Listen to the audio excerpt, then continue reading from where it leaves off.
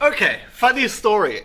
I just made the video about my Olympia impressions, and I asked for you guys if you could send me a question about anything about a question in general that I can make a vlog instead of just writing. I kid you not, I just got one right now. Right now, please make a vlog about your career so far in bodybuilding. Okay, so I'm going to make this and then I'm going to answer that question with the link, of course. My career in bodybuilding, it started off. Let me just place this down so I can talk a little bit more. I want to get this over and done with as well because I want to get myself to the gym.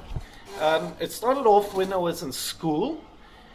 In South Africa, it's a little bit different. It works, it's the same deal in England and the US, but it's different here. The guys, for example, in the US, Australia, England, South Africa, you always want to get stronger because you want to do football or you want to do rugby, something in between. And the thing is that was the same deal with me. I wanted to get stronger, I want to get more fit, I want to get faster. And that's why I decided to join a gym. I joined a little bit, I wouldn't say later, but 17 to 18. And I never really took it serious because I didn't have the money for it. I wasn't going so well in the beginning. My mother couldn't really afford anything either. So I had very little proteins and I couldn't get my food. I just couldn't get my food, man. So it was just a learning phase. Only when I hit 21, I started taking very serious and I stuck all my cash into training and nutrition because that is the name of the game. That is the most important thing. What you can do is eat right, eat to get big. Everybody doesn't say this for no reason at all. But I started off training and I read magazines right off the beginning. So I can recommend everyone, go buy yourself a flex, muscle fitness or anything, muscle development, and start learning as quick as possible because that opened my eyes. There was a couple of bodybuilding magazines at my mother's work. She was a hairdresser.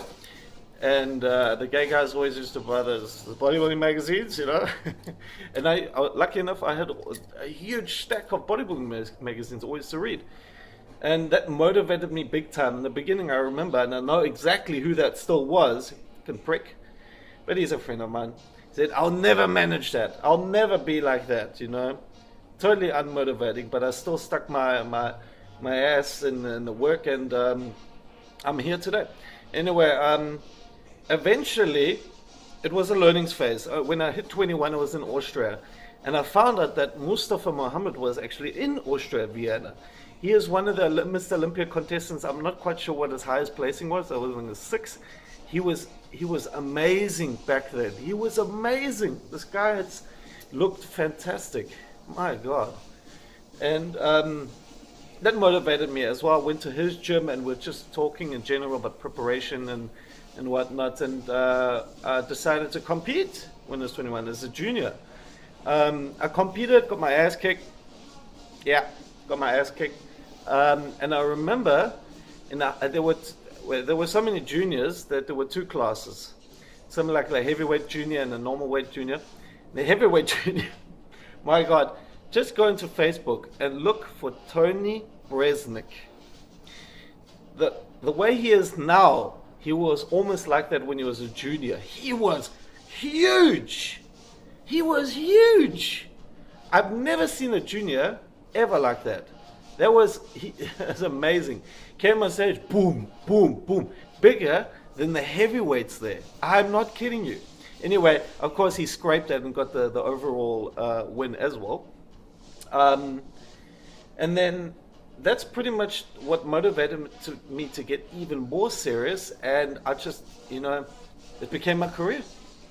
Training year after year, eating meal after meal, and eventually I had a very long break due to work and family issues. By the way, not health issues, work and family issues. I had to take a very long break, about 3 years. I went down the side, but because of my memory effect, it helped me to get up pretty fast as well. That's the reason why I've changed so fast. People ask me, well, how are you changing, growing, and in general becoming, I don't know, changing in general, so fast.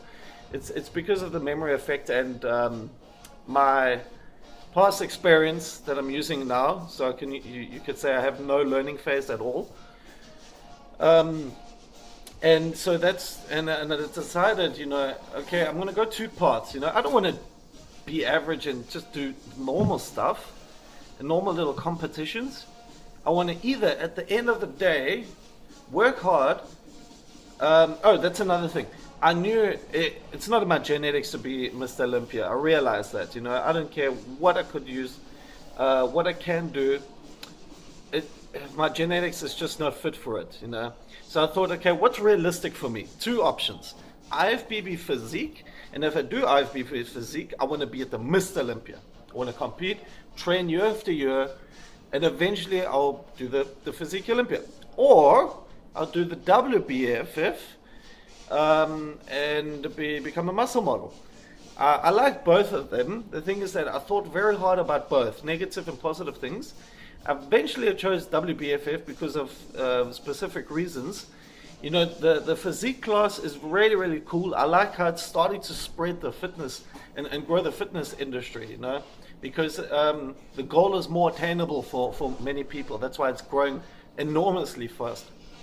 The thing is that you can't really have fun on the stage. You have to keep your compulsory, your mandatory poses, and you're not allowed to do too much. If you show a little bit too much striations, too much definition, you will get marked down. Yes, you will get marked down. So you have to stick with the basics, and that means everybody has to do that. And you look the same as everybody. That's the thing. It's not fun. I hated that.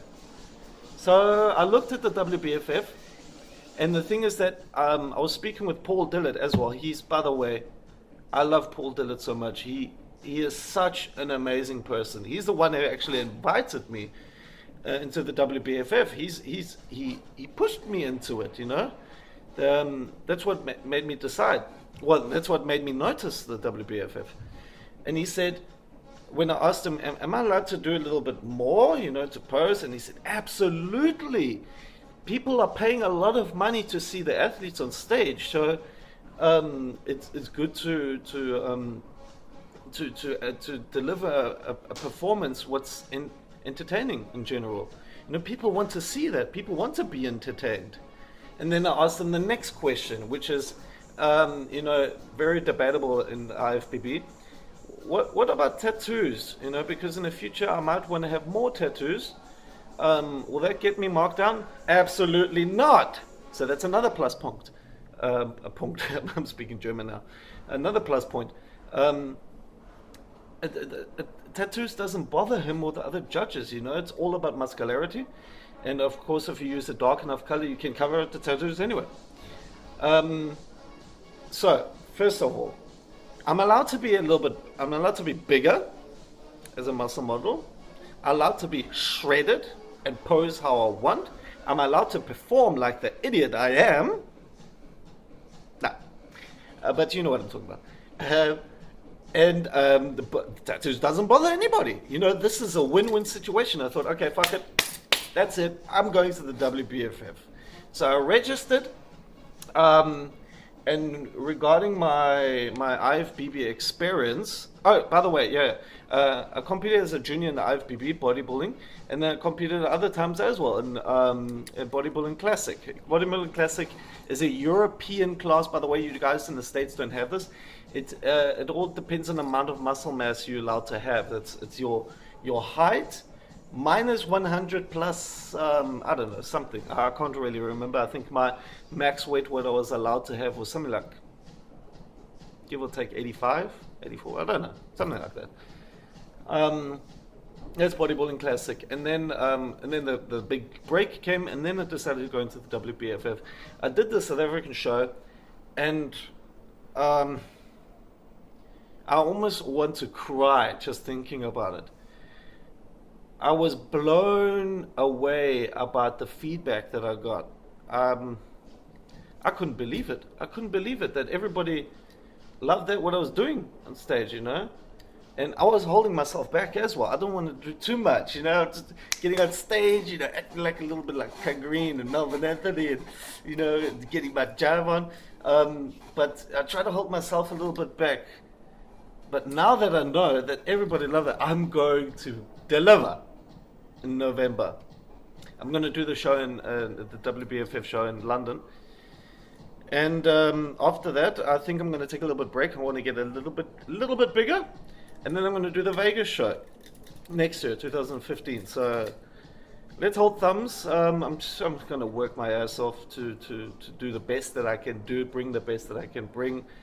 And if this at all inspires you guys, then I'm going to do even more to try and inspire even more. Because like I said in a couple of other videos, I want you guys to become better than me, better than anybody else, better than any role model.